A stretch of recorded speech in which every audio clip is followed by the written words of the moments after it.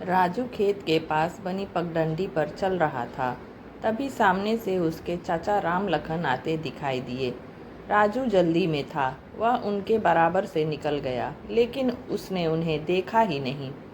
राम लखन जी ने राजू को टोकते हुए कहा, क्यों बे चाचा, दिखाई नहीं दे रहे हैं?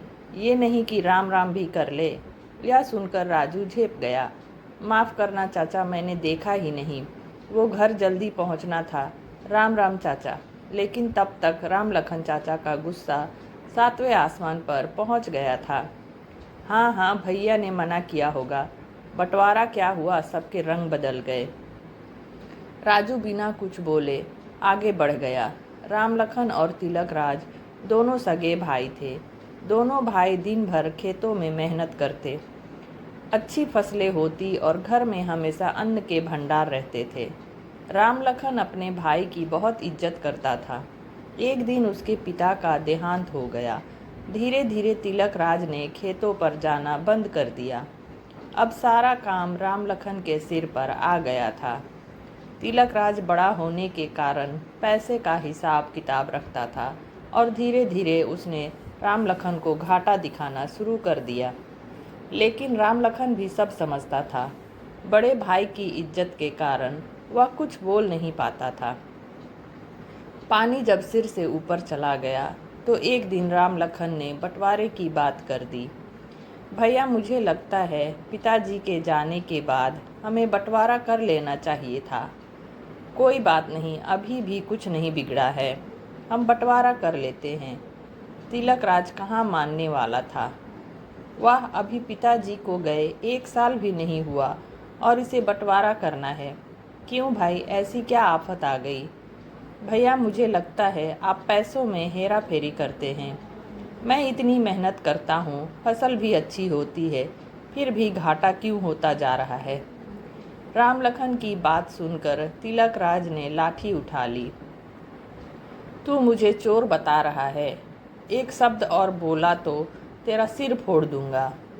तभी तिलक राज की पत्नी सुजाता बीच में आई। ये आप क्या कर रहे हैं? मेरी शादी के समय ये 6 साल के थे, बच्चे की तरह पाला है इन्हें। जो मांग रहे हैं दे दीजिए। तिलक राज कुछ नरम पड़ा और हो गया घर का और खेतों का बंटवारा। तिलक राज ने अब अपने खेतों के लिए मजदूर रख दिए थे जो काम करते थे। राम लखन अकेला ही पूरा काम संभालता था। राम लखन की पत्नी सुमन अक्सर बीमार रहती थी। उसकी 2 बेटियां थीं, लता और आशा। इधर तिलक राज के एक बेटा था, राजू।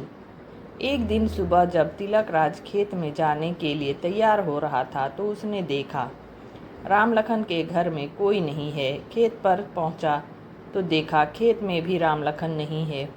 तिलक राज मजदूरों को खेत पर काम समझाकर घर आ गया और अपनी पत्नी सुजाता को पता लगाने के लिए बोला, लेकिन कुछ पता नहीं लगा।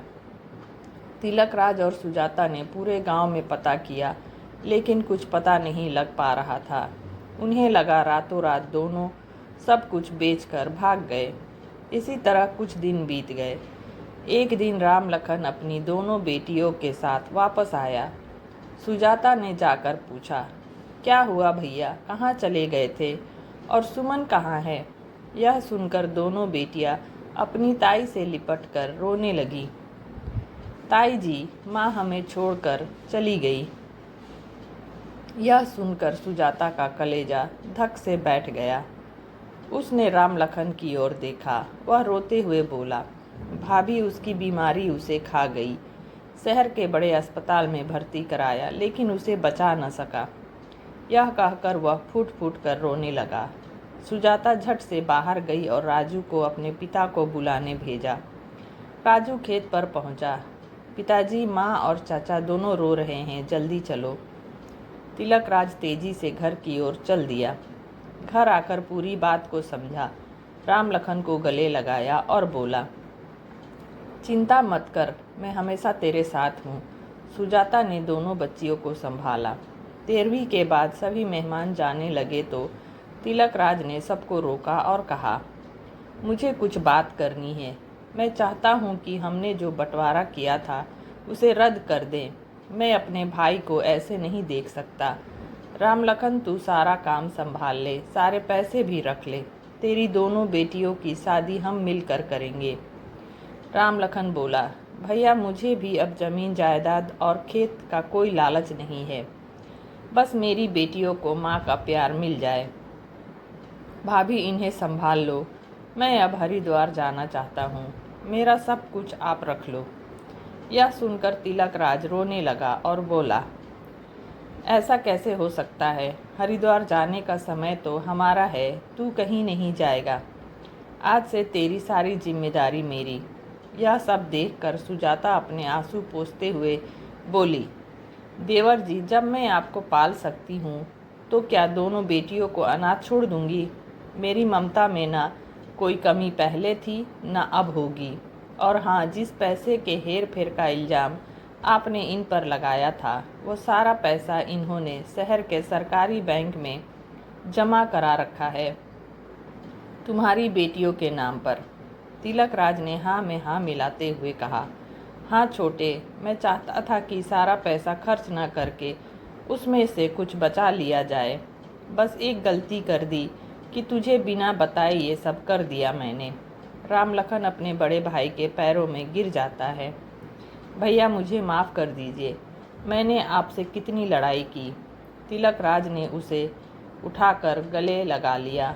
इस तरह दोनों परिवार एक हो गए। तो दोस्तों, यह एक छोटी सी कहानी आपको कैसी लगी? अच्छी लगी हो तो लाइक, शेयर और कमेंट्स करना ना भूलें। मिलते हैं नेक्स्ट वीडियो में।